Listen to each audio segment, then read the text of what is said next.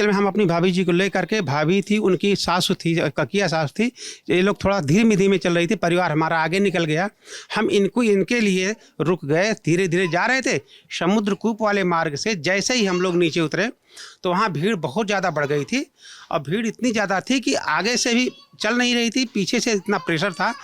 भाभी जी को थोड़ा घबराहट होने लगी कि हम जो है भैया यहाँ से निकालो। हमने कहा भाभी ऐसा है किनारे चलते हैं।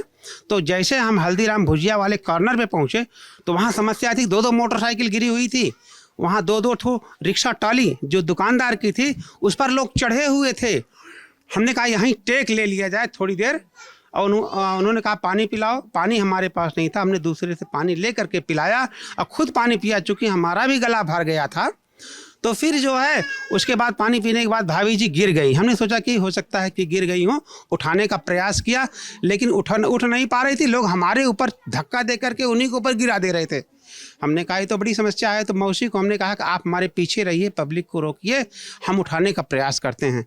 लेकिन जब झुका उठाने के लिए तो उनके मुँह से जो है वो फैन टाइप गिरने लगा। तो हम घबरा गए, अब क्या करते। मैंने तुरंत फ़ोटो खींचा, फ़ोन नहीं लग रहा था, इनके लड़के को मैसेज भेजा, वो लड़का बेचारा परेशान, लोकेशन भेजा। उसके बाद फिर जो है वो यहाँ से पहुँचा 2 घंटे बाद। इतनी भीड़ थी कि 2 घंटे बाद, अब 2 घंटे तक हम पुलिस बार एम्बुलेंस पुलिस। आप बॉडी कब निकाल पाए? बॉडी वहाँ से निकाल 12:30-1 बजे के आसपास। घटना कितने बजे हुई थी? ये 4:45 बजे के आसपास की घटना है। 4:45 बजे से? हाँ भाई, उतनी देर तक वहाँ पब्लिक के बीच में उस बॉडी का संघर्ष पूर्ण ढंग से रखवाली करता रहा। इस बीच में हमारे ऊपर जूते फेंके जाते रहे, चप्पल, कपड़े, डिब्बा। समझ में नहीं आ रहा था कौन फेंक रहा है, कैसे कर रहा है, कैसे कैसे वहाँ मैं, मतलब कि हमारी भाभी को किसी तरह से कोई कचरने न पाए। पुलिस भी वहीं आती थी, देख के चली जाती थी, और लोग दूर से सोचते थे जगह खाली है, दौड़ते थे उसमें आने के लिए। लेकिन वहाँ तो बता चिल्ला रहे हैं डेड बॉडी पड़ी है, डेड बॉडी पड़ी है, लेकिन कोई पब्लिक में कोई मानने को तैयार नहीं। इतनी ज़्यादा अव्यवस्था, इतनी दिक्कत हुई कि 7 घंटे तक हमारी हालत, और मौसी जो थी बुढ़िया थी उनकी हालत, हम लोग शाम को फिर सो नहीं पाए हैं। इतना दर्द हो रहा था, खड़े खड़े बैठ तो सकते ही नहीं, वहाँ बैठेंगे चढ़ बैठेंगे ऊपर, यही स्थिति। पुलिस आती थी, देख के चली जाती थी। वहाँ वो जो दुकानदार थी हल्दीराम भुजिया वाली, वो लड़की बेचारी, पानी उसका ख़त्म हो गया, हम लोगों को गला सूख गया, पानी नहीं मिल रहा था। लौटने वाले 1-2 लोग गंगा जल ला रहे थे, उसी को एक घूंट नाप के, एक घूंट पी करके किसी तरह तो जान बचा रहे थे। इतना मुश्किल से 7 घंटे। जब बच्चे हमारे पहुँचे हैं 2-3 बच्चों को ले करके, तो वहाँ लाएँ कैसे? वो दुकानदार, जो दुकान जिसकी टूट गई थी, 2 ठो रिक्शा टाली और 2 मोटरसाइकिल, उसी पर हम लोग टेक लगा के खड़े थे।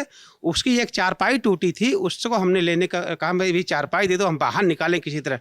कहा 1000 रुपया लेंगे। हम कहा 1 लाख देंगे, तुम बाहर निकलवा दो। तो वो उस चारपाई को ले करके हम लोग बाहर आए हैं, जहाँ ढलान के ऊपर, जहाँ मिडिल स्कूल है, वहाँ कार और खड़ी थी, थोड़ा जगह मिली, वहाँ रखे हैं। तो वहाँ पानी पिए हैं।